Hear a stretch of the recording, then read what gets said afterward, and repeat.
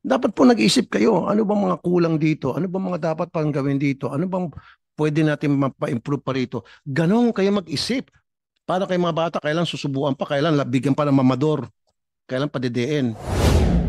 Kaya nga inassign kayo dyan sa mga trabaho niyo because uh, sa palagay ng appointing power sa inyo, kayo po yung mga experts in your own rights.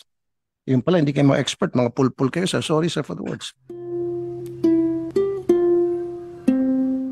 Recently, I made the rounds of our airports, seaports, and terminals, and I found so many violations. Of course, there were things in some areas that I found commendable, pero more often than not, mas maraming problema na dapat aksyonan, na dapat tugunan agad ng ating pansin. And these are all for the safety and convenience of the riding public.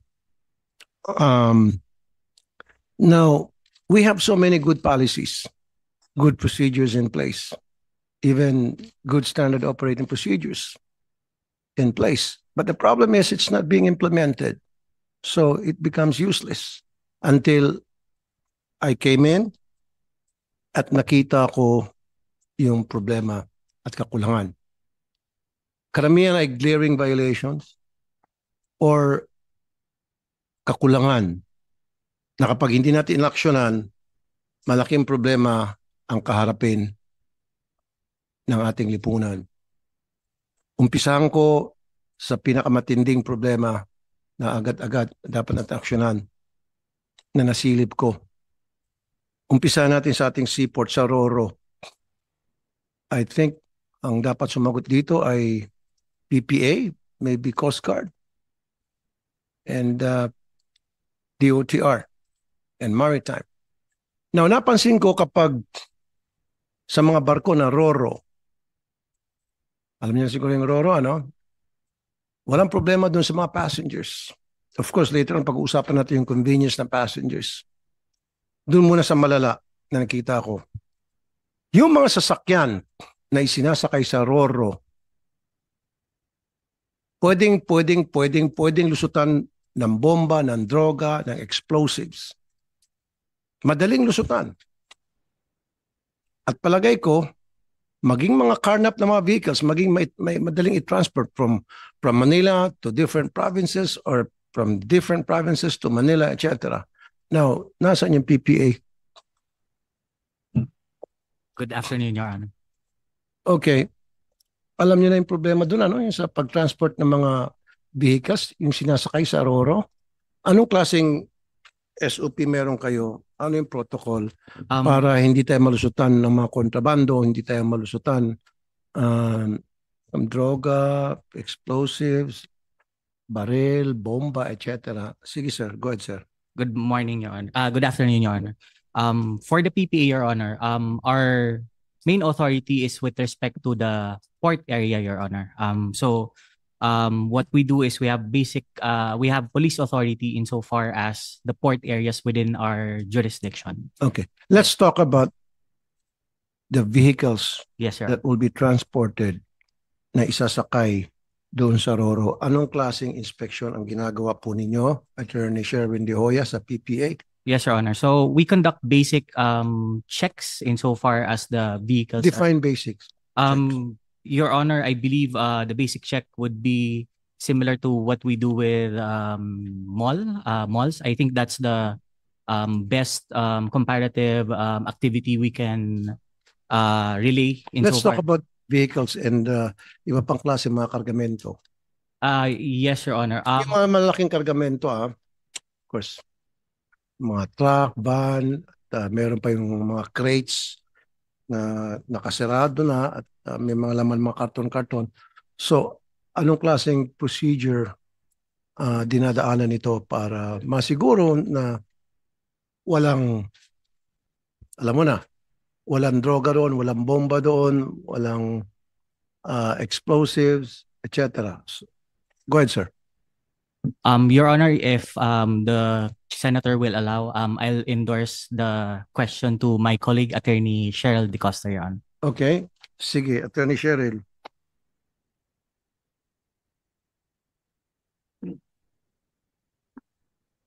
Good afternoon, sir.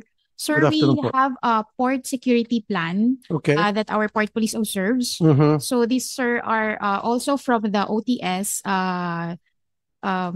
issuances. So Okay. they give the issuances and we also implement them. And OTS also audit us, sir. Okay. Physically, sir, what we have at the ports are for the cargoes that you have mentioned, we have K9s also Okay. on the ground. And Mhm. aside from the security personnel such as port police and other augmented personnel to implement the security plan, sir.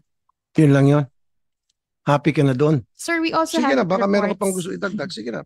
There are also reports, sir, that are provided by the PMOs to the head office, of course, to address if it is immediate, Okay.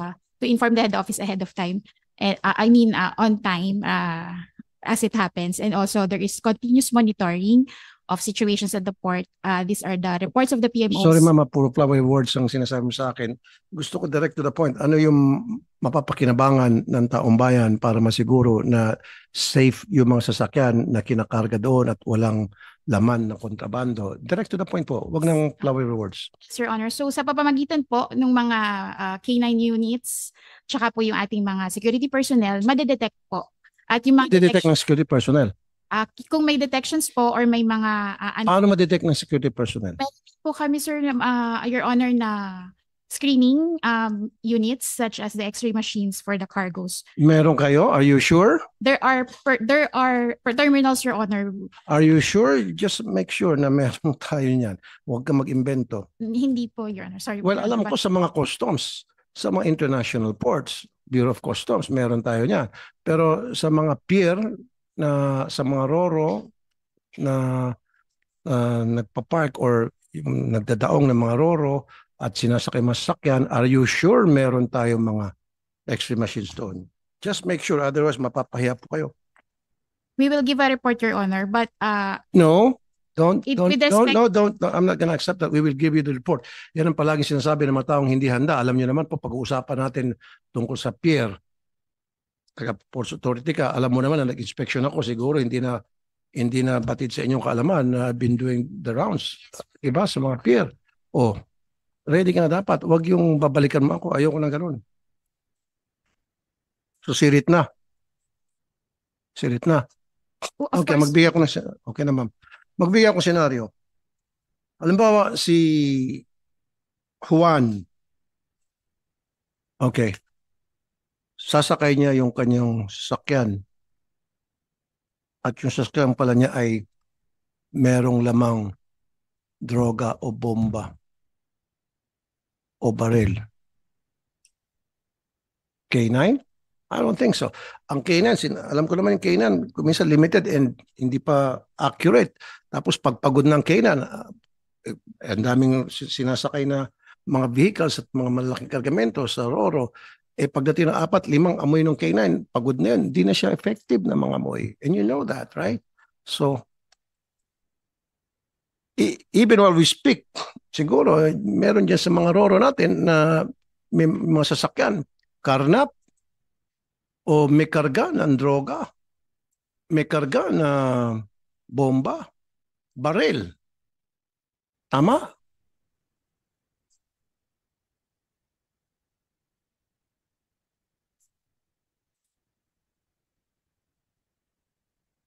Ano po? I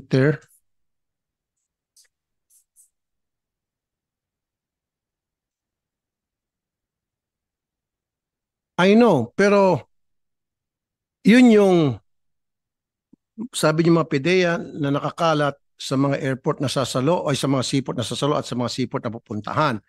Pero ano ang guarantee na hindi sila malulusutan yung mga sinasabi mong PDEA, sinasabi mong PNP at kung sino pang law enforcement agency natin? What we can do, sir, is implement the port security plan, which is ito nga po yung step by step na pagde-detect po that are required by the OTS. And we also... And what is that requirement, madam? You're beating around the bush. Ako na lang, simple ko na lang. Pero magbibigyan mo na akong senaryo. Ang isang turista, siyempre, mas matalino pa sa atin mga yan. Siguro, sa pagdating sa kalokohan, pagdating sa pagpupuslit, mga kontrabando, kunyari yung isang truck, gagawa lang yan ng double walling. Sa double walling na yan, isisingit yung drugs doon, isisingit yung baril, explosive. Pwede rin sa gulong. Diba? Lalagyan ng, sa loob ng gulong, hanginan, lalagyan ng droga doon. Sa dingding, diba? 1, 2, 3, 4, 4 walls. At kung saan pa pwede isingit, sa kotse, sa likod, pwede maisingitan ng mga kontrabando yon. So what I'm trying to drive here is, we need to have an X-ray sa lahat ng mga pier na kung saan may roro at bago pumasok yung sasakyan na yon sa roro, may dadaanan sila X-ray para masiguro na malinis yung sasakyan na yon at walang karga na hindi dapat. And we don't have that. Galing lang po ako sa Cebu at ilang beses na po ako na-inspect. Napapansin ko po yun, wala. So tinanong ko nga yung mga inspector doon, sorry na lang, gumagawa po kami sir ng random. Sabi ko sa 10, nag-random ka, isa lang ni-random mo kasi random nga di ba? Paano kung doon sa siyam pala yung droga? As a matter of fact, may balita nga, di ba, yung nahuling drugs sa Batangas Port na harang sa isang sasakyan. Have you heard about that? I believe, sir, yan po yung isa sa results nung Seaport Interdiction Unit po. Exactly. Natsambahan nyo. Paano yung mga iba na hindi nyo natsambahan at nakalusot? Siguro ito meron kayong intel. Fair and well. Usually mga PDEA, nag-rely sila sa tinatawag na intelligence. Maximum PNP, may nag-ano sila, nagbabato ng mga intel sa kanila, o itong sasakyan ito, may karga drugs yan. Siguro, itong PDEA, magaling siya sa intel, magaling siya sa networking, sa pagdating sa intelligence, abangan na agad nila yung peer, kung saan babagsak yung, I think from Batangas going to Iloilo sana to, abangan na agad nila at bago man lang maikarga o bago man lang bababa na sa port of destination, naharang because of intel. Gets mo? Ang gusto ko mangyari, nakalusot sa Port of Batangas sa Calapan Port na huli. Ito yung pinag-uusapan natin.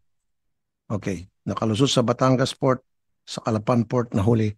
Now, kailangan niyo po maglagay ng X-ray. It's about time. We'll take note of your remarks, Your Honor. Bakit wala? And we will... Ba't walang X-ray tayo? We will coordinate, sir, of course, with the other Sino ba port dapat management ang offices and kaninong budget ba operations. dapat? Kasi alam ko, I know it's expensive. It might cost 100 million US dollars or even less. Depende sa brand. Magtanong kayo sa customs. Mahal yan, pero it's a very important investment. You might say na mahal yan, wag na, mag-aso na lang tayo. Yung intel na lang natin sa PDEA, sa CIDG. No. Yung kung magkano mang halaga ng X-ray, it is worth it. It's going to be worth it. Mag-invest po tayo. We agree, Your Honor. I believe my colleague from the operations of our head office have some insight, sir. May I pass? Ang budget nyo pala sa 2025, 1,350,000,000. Malaki-laki din. So, invest kayo kung kinakailangan nyo ng additional budget for that. Me being your committee chair sa Senate, sa Public Services, I can back you up. I can help you. Thank you, Your Honor, for that Diba? remarks. Yes. Is that the responsibility of the PPA or responsibility ng Coast Guard? Kaninong budget ba dapat mapunta o DOTR? From our operations, Your Honor, the remarks is from PPA, Your Honor. So dapat budget nyo. Yes, Your Honor. Bakit di nyo napag-isipan ito noong pa sana? So malay natin, marami na siguro mga baril, marami na mga droga, at kung ano pa mga kontrabando, nakalusot na from point A to point B na ang Roro ang may nag-transport noon. Buti na lang yung sa Batangas na naharang sa Batangas Port na naharang sa Calapan Port, pumasok sa Batangas, tapos naharang sa Calapan Port. Buti na lang na tsambahan. Tsamba yun. Or Intel. paano yung mga iba na nakalusot? We will continue, sir, with the enhancement and the review of the seaport interdiction unit so as to enhance and still, of course, to Ma'am, okay, elevate. interdiction unit ninyo. I'm not saying it's bad. It's good. We need that. We need them. But the problem is we have to equip them with the proper technology to enhance their expertise para mangharang ng mga kontrabando.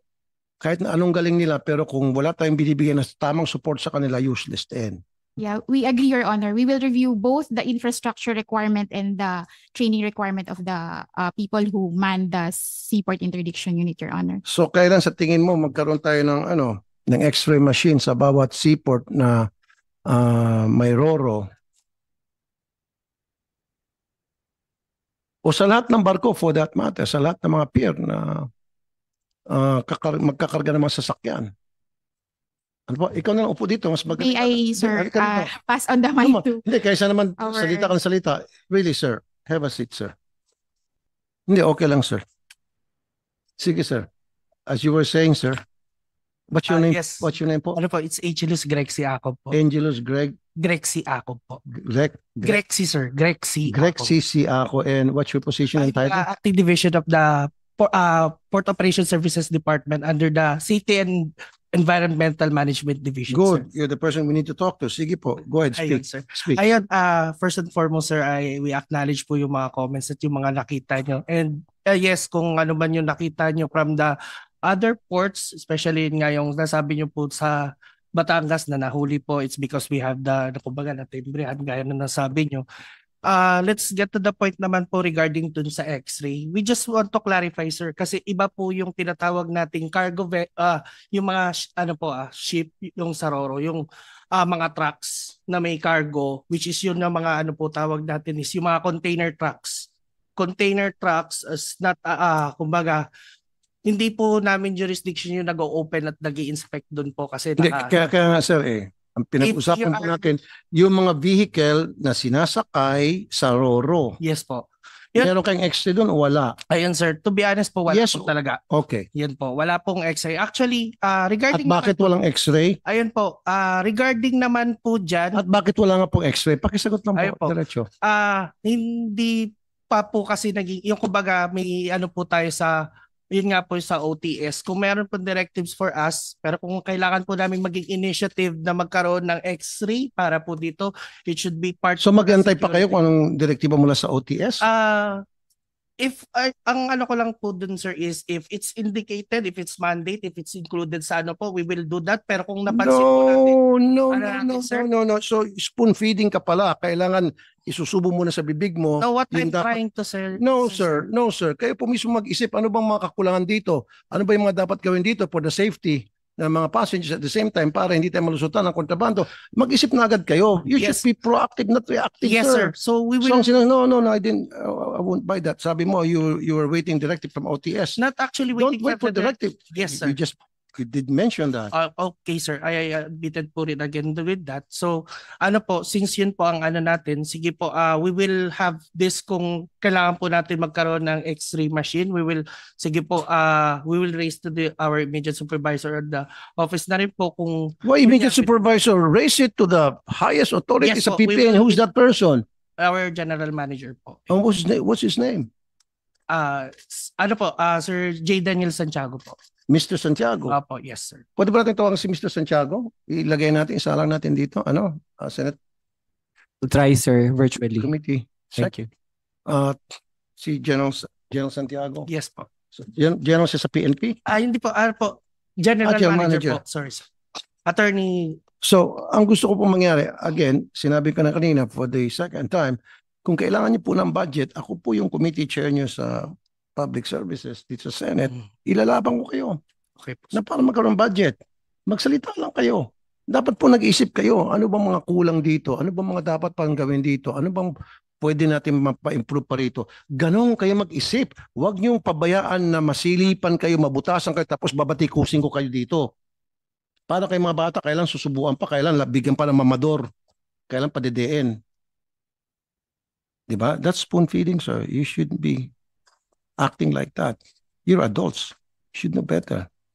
Kaya nga inassign ka dyan sa mga trabaho niyo because sa palagay ng appointing power sa inyo, kayo po yung mga experts in your own rights. Yung pala, hindi kayo mga expert, mga pulpul kayo, sir. Sorry, sir, for the words. Okay. So, X-ray, I want X-ray. And Yes, then sir. just let me know, pagdating kung magkano yung X-ray na yun, then ilalaban ko kayo pagdating sa budget. We'll take the initiative on that po. Sige po. I-ano po namin yung ano po. Actually, it's a good suggestion po talaga, sir. Thank you, We'll sir. put that. Now, pangalawa, paano natin malaman na yung mga sasakyan na isinasakay sa mga roro ay hindi karnap? Ayun, regarding on that, sir,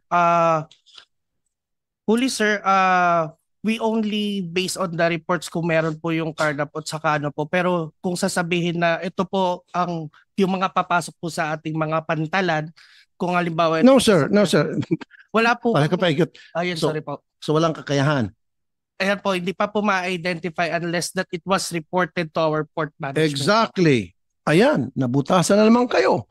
So, ibig sabihin, every single day, pwede magsakay ng mga carnap vehicle from Manila going to the provinces or from the provinces going to Manila, mga carnap sasakyan, 1-2 sa awa, pwedeng ikarga. Kasi namin mismo wala kayong ganong klaseng sistema na mag-check. There are also, sorry, Your Honor, I interject. There are also other agencies that we partner or we have What The- agencies are those? as for example, sir, on whole departure orders, the Department of Justice gives us information. These are for people. No, ma'am. But- No, excuse me. Oh, TOG, mag-antay ka pa ng hold departure order. What I'm trying to say, paano kung walang hold departure order yung sasakyan na yon? Walang court order. What I'm trying to say is, yung immediate, yung sasakyan, andyan na, nakausli na, at isasakay na, kotse, van man yan, Mercedes, BMW, paano yung malaman na yan ay karnap o hindi?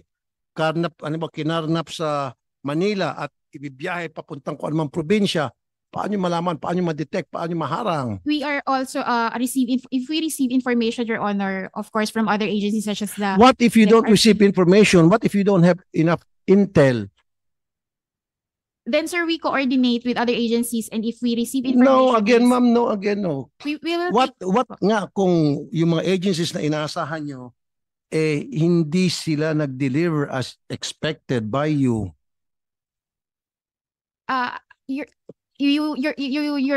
may I clarify, Your Honor, that you wish PPA to have this initiative to detect ahead of time what is being transported if there are carnap vehicles. Am I hearing? But however, Your Honor, if I may, Your Honor, if there are information that there are carnap vehicles being transported, of course, our port security plan, our security personnel on the ground, coordinate with other government agencies. Kaya nga, in as order of now, what system in place do you have to ensure na lahat ng masasakyan na kinakarga sa bawat roro, papuntang probinsya o papuntang Manila ay hindi karnap? Huwag ka na magpasikot-sikot, Madam Attorney. Direct to the point. Anong merong system in place? Ayoko na yung mga interdiction, ayoko na yung mga agencies na kayo po ay nakikipag-coordinate, etc. Cut those crap. Okay. Direct. Anong meron? So those information po na napasakay na vehicles, yung mga plate numbers po nila, nakikita naman po namin. So kung meron po mga information na nakatag sila as carnap, so nagkakaroon din naman po kami ng information. Anong na klaseng ganun na po. information? The information of the vehicles, Your Honor. Sino So, nag-check? Ang aming pong port operators or kung PPA operated po yung terminal, PPA personnel na po. Sino Yun ba po. sino ang may responsibility na mag-ensure na yung mga sasakyan na ikakarga doon sa Roro ay hindi karnap at walang kontrabando? Di ba napag-usapan natin kanina, PPA na po yun, tama? Ang sa amin pong mandate, Your Honor, ay for the transportation. Kung meron pong hit, Kaya nga, Ano? papasasakyan ang pinag-usapan natin. opo, kung bibigyan po kami ng information or meron po kaming information ahead of time na itong naka-watch po itong plate number Kaya na nga. to, meron na po kami in place na paano i-address or Exactly. i-report. Kapag merong information kayo natanggap, Yes, Your Honor. pero hanggat wala kayong information na tanggap, so pwede yung mga sasakyan na karnap, pwede makalusot. Kung pagdating po sa kabilang terminal, nakalusot man po siya dito dahil wala nga po information at the end of the other end of the destination of the vessel at makarating na po yung information doon, yun po, i-implement po ulit namin yung security plan namin. At kung kung meron siyang hit doon sa receiving port, may intercept na po siya. Ma'am, turuan na lang kita, tuturuan kayo. Sige, Ako, I'm not an sir. expert, po. Kayo po dapat expert kayo sa ginagawa niyo. Like I said, you should be proactive, not reactive. Lahat ng mga sasakyan bago ikarga, merong inspektor. Hinga ng ORCR. Gets? Okay. It's implemented, sir. That is being implemented. Okay, that's sir. being implemented. So paano, sige, granting, for the sake of argument, that's being implemented. How would you know na yung OR at CR na yun ay hindi gawa-gawa lamang sa rekto?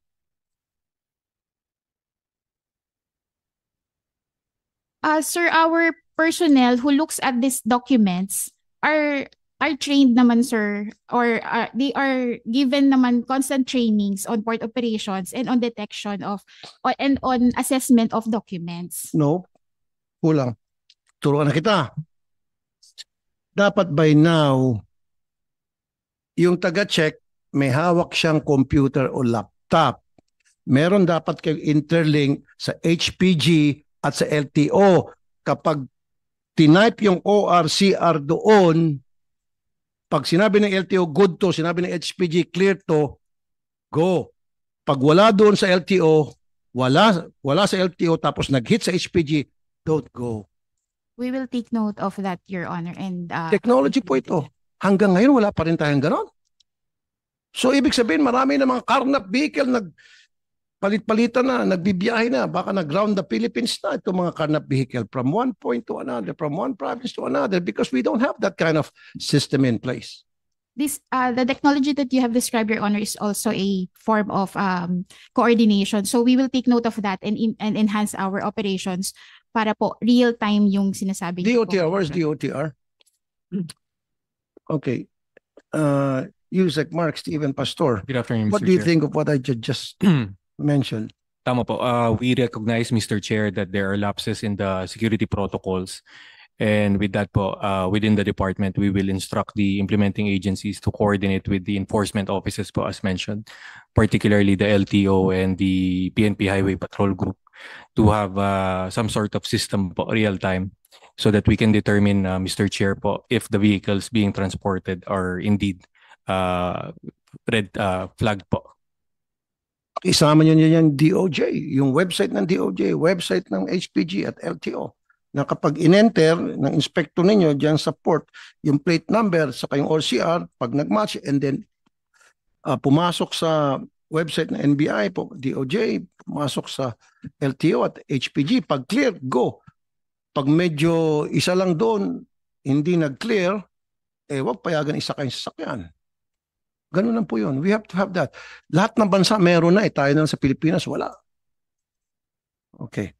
So, Your suggestions are noted, Your Honor. And thank you, ma'am. So, masaan ko ba by the end of this year, in place na yung dalawa, yung X-ray, pati yung technology na sinasabi ko na madaling makapag-check? Sir, regarding sa X-ray, we will give you an updates on kung mga purchase man po siya para at least maging clear po tayo. Thank you. Regarding naman po sa yung mga pag-update po natin with the other agencies, lalo na po yung nabanggit nyo yung sa mga carnaps, we'll coordinate, pag-iintigan po namin yung aming mga monitoring pagdating po naman sa security, sir. Thank you, sir. So by December, sir, maasahan ko po yan. Yes, sir. Again, once we had already the procurement on that, kung Okay. lumakad po siya, we'll give an update on that po, sir. At wag ko kayo mag-alala, sir and ma'am. Tutulong ako, ipaglalaban ko kayo na magkaroon ng ganong klaseng budget at i-justify ko ba't kailangan natin yan. Di ba? Regardless, kahit na sabihin mahal yan, kahit na 100 million pa yan. Ako mismo, tutulong sa inyo, ipaglaban ko kayo. thank you, Your Honor. And it's going to be an enhancement of the public service in the seaports, Your Honor. Thank you, Your Honor. Thank you.